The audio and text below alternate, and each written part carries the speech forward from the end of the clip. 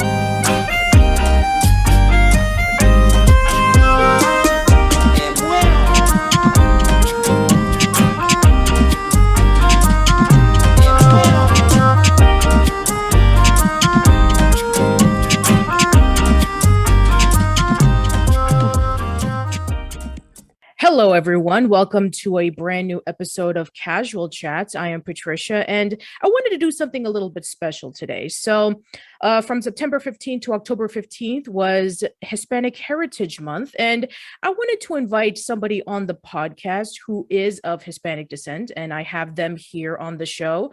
So, they are an actor in theater, in voiceover, whether it be with audiobooks, and currently they are the voice of Raine Whispers on the Owl House. I have with me Avi Roque. So, Avi, welcome to Casual Chats.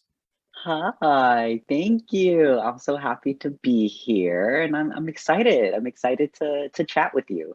Absolutely. So, I guess because in the discussion of Hispanic Heritage Month, what nationality are you? Of course.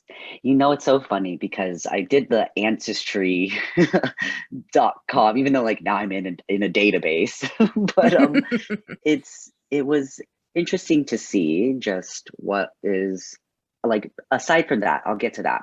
Usually what I say to make it like easy is based on where I know my grandparents were from and born. So on my father's side, both of his parents were born in Mexico. And then for my mom, her mom was born in El Salvador, and then her father, Puerto Rico.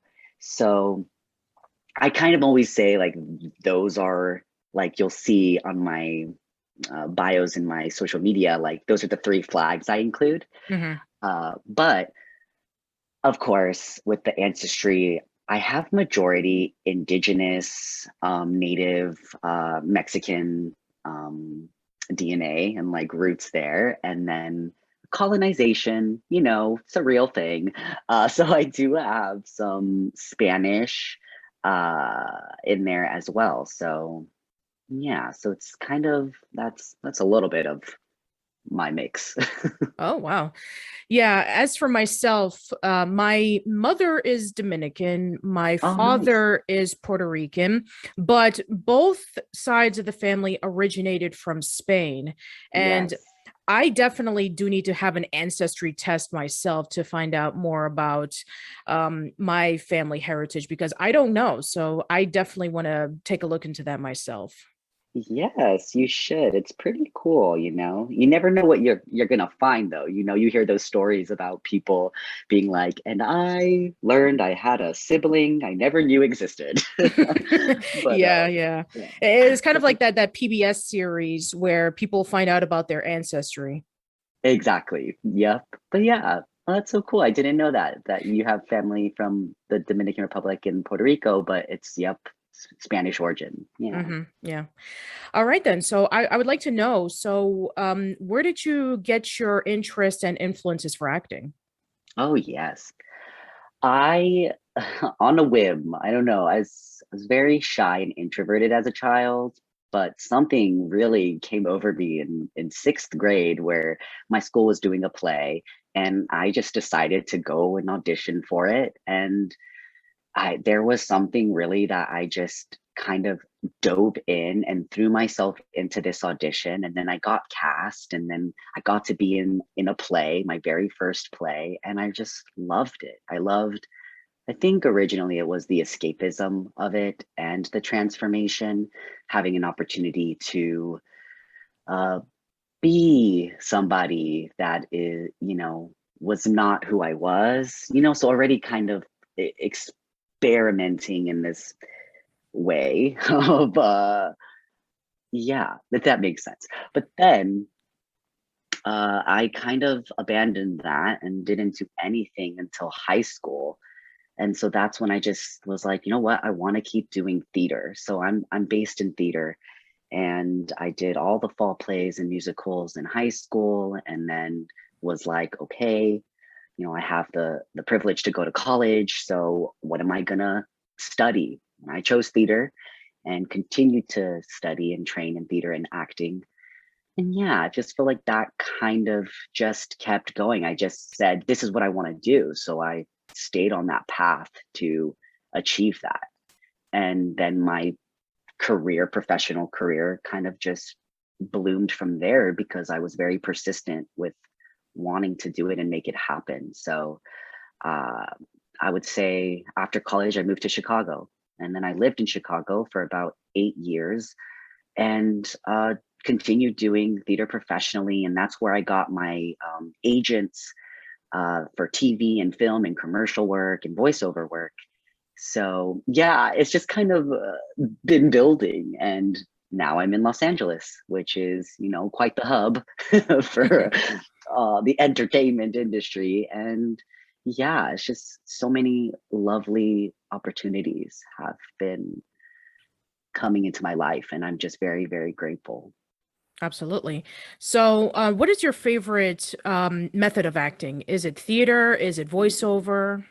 hmm it used to be theater, and I think I've changed that, and it's because I've been doing more voice acting. And I would have to say right now, it's what I prefer. I prefer doing voice acting. I prefer, um, yes, telling a story that way. And I have many reasons, but I think it's the main thing is it's not based on how I look. So much of even theater, but especially TV and film, it's so much of like what you look like, and you can immediately just be, passed on because of it's not the look they want.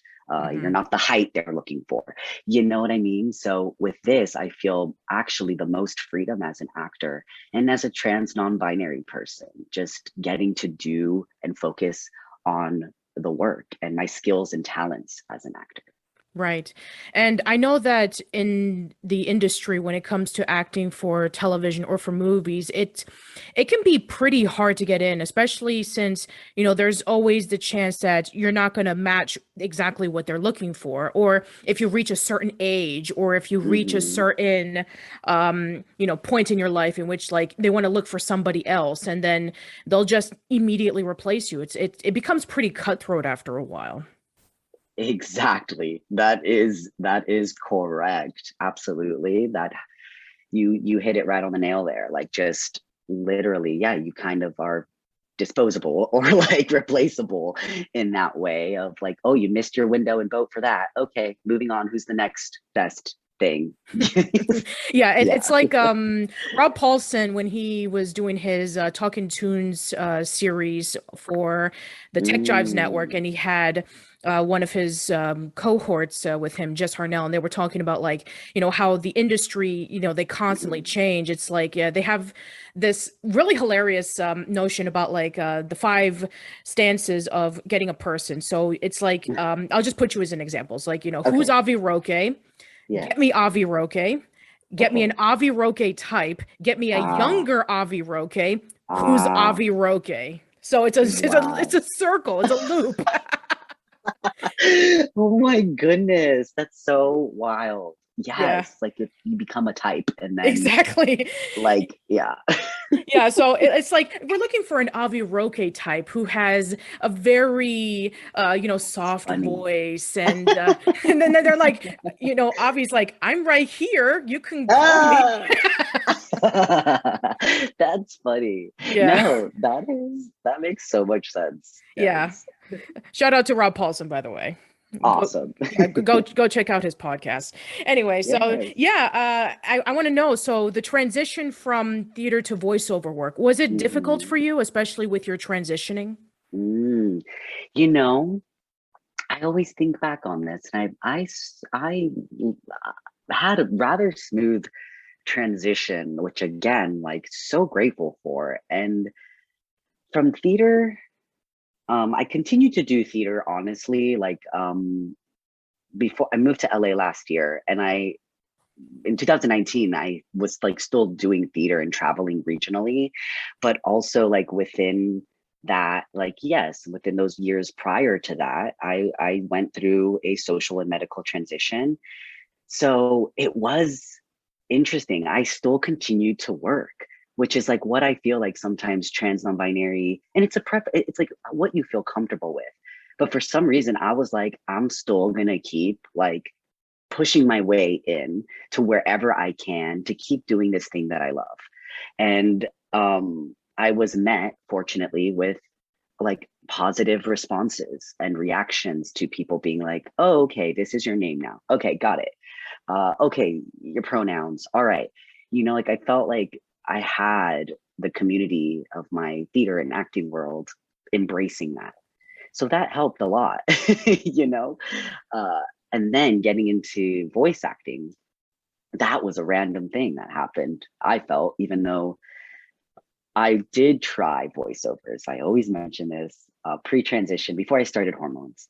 I really was like, I want to do a voiceover. People always tell me, "Oh, you have a good voice. Like, have you ever thought of voiceover?" So I invested and put a lot of money into like taking a class and getting a voiceover demo reel, and nothing came out of it. Like, I maybe got one or two projects, but nothing major or like, yeah, it just was not, it wasn't happening. So I gave up. I really did. I was like, well, I tried it. Obviously, it's not for me. It's not going anywhere. And I'm just going to put that away now and focus just on theater and TV and film if it comes up.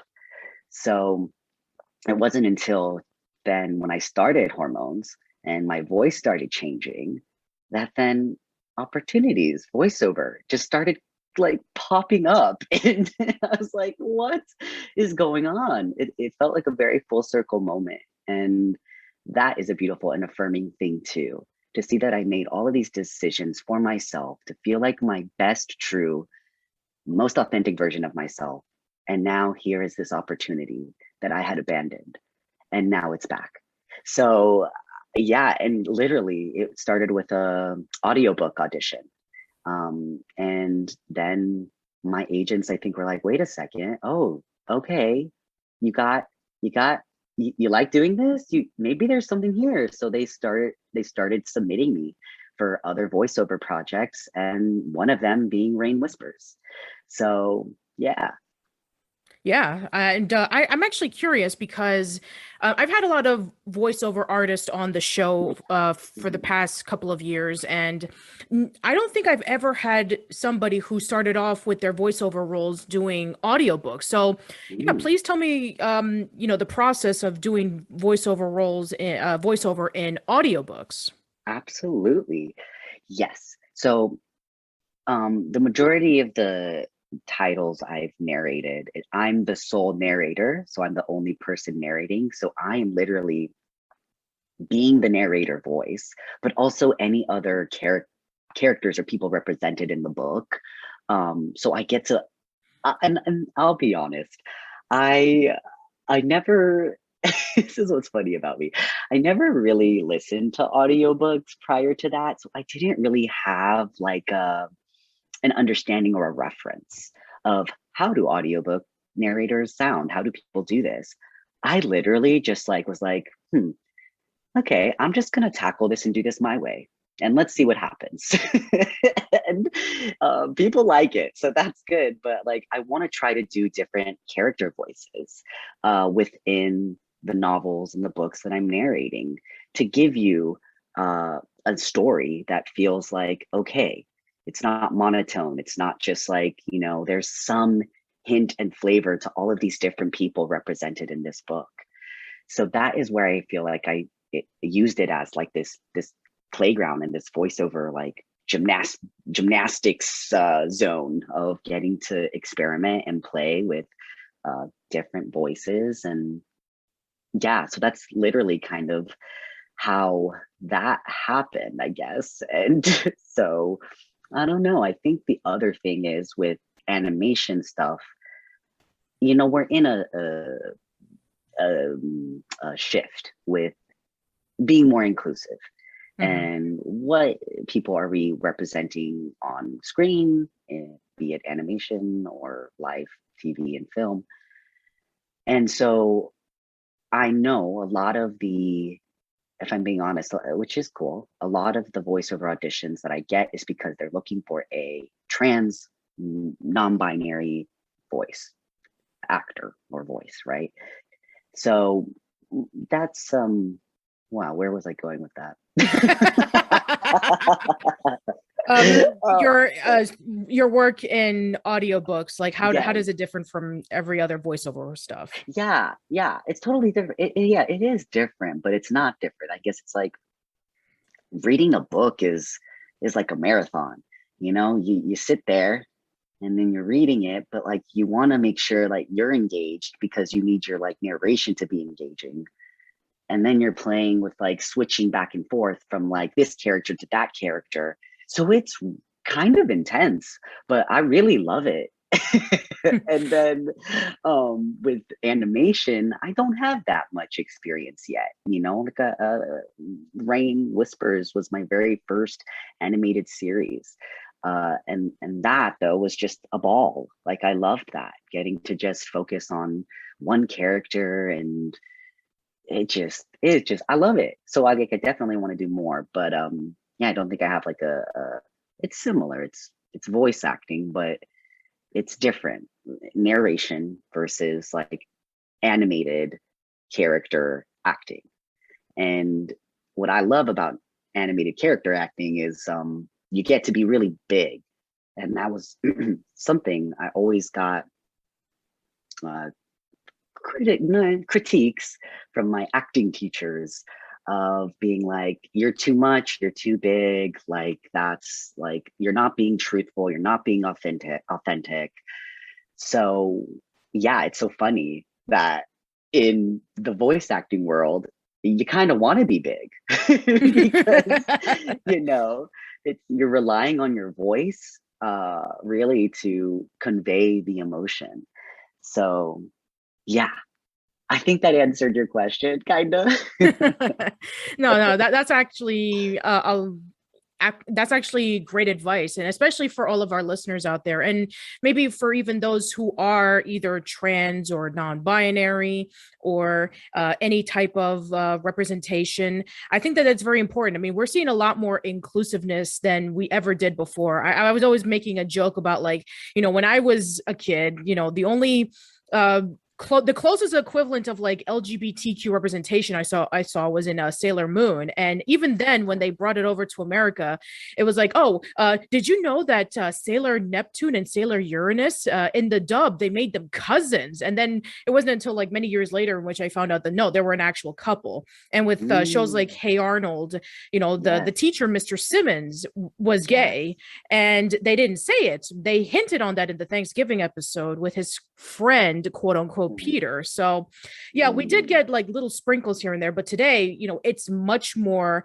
open than ever before. We're seeing, main protagonists who are of different representations. We're seeing more inclusiveness of different types of genders, and also with nationalities. So it's actually been just an amazing thing to see, especially now that kids are getting themselves a chance to see people that they probably know, or families that they are already surrounded with firsthand.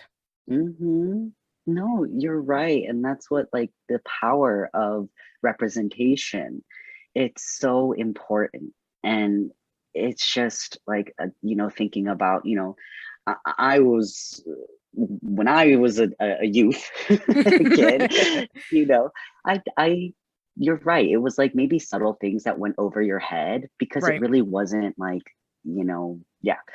And I always think like I didn't have the representation that exists now. And I think it's just, I know it means a lot to so many people. And I know because so many people reach out to me and like are so just honest and vulnerable. And I just really am so thankful that people feel that there is inspiration or hope or joy in having characters that they can relate to. So, Yes.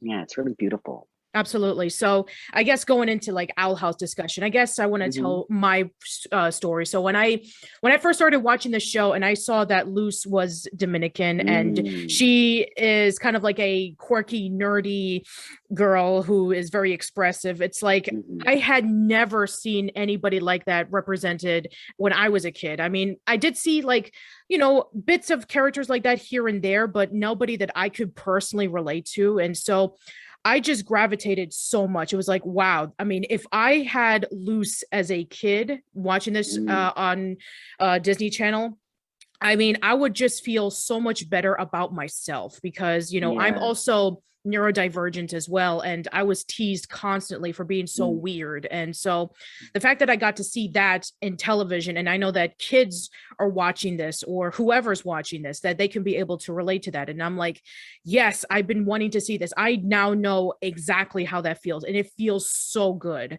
It feels nice for yeah. like the little subtle references with like the Dominican flag or the Maduros or the Yes. speaking of the Spanish. And, even with like Right. different, TV shows that are going on when they have like those little subtle nuances and they're like, yes, I relate to that so much. I mean, I now know how that feels and it just feels so amazing. And, knowing that they have a character like yourself with Raine that Yeah. non-binary people can be able to watch this and say, wow, I can relate to this character. Maybe I'm shy, maybe I like music or something like that. But Yes. I'm sure that you now have gotten so many nice comments from people about that. Oh, yes. The fans are just lovely. Like they're so wonderful and so supportive. And yes, like I'm overwhelmed with the love. And oh gosh, like I I think like represent this is what I love though about Rain is like it is just like they just exist. Like they're there, and I love that it's like not about them being non-binary. It's, yes, we see all colors and facets of this, character in person, be like you said, like with music or like being having stage fright and like all of these things that are so relatable. And yet like what makes it even deeper is that yeah, they're also non-binary. It's but yeah, I really, and I do my best really to respond to everyone that reaches out to me because I know it's important too to have that kind of acknowledgement and support and to just feel seen. And so I hope, my hope is to be able to give that back to people. Right. So, especially for all of our listeners out there, what advice would you give them to get themselves started in voiceover or in theater or whatever that they pursue Mm-hmm. on doing in terms of Oh yeah. acting? Oh yeah. Oh, it's so hard, right? Because it's like there I'm at many different paths, and many different ways to get to what you want to do. But I think the main thing is like always believing in yourself, as cliche as that is, but like believing that like if this is what you want to do, you will do it and you will find your area, or what is it that your how do you say that word? Your niche? Yes, your niche. And I remember that was something an acting teacher once told me was like, it's just about sometimes planting seeds and then waiting for those seeds to grow, and be having a lot of patience. But at the same time, yes, like voice acting is still acting.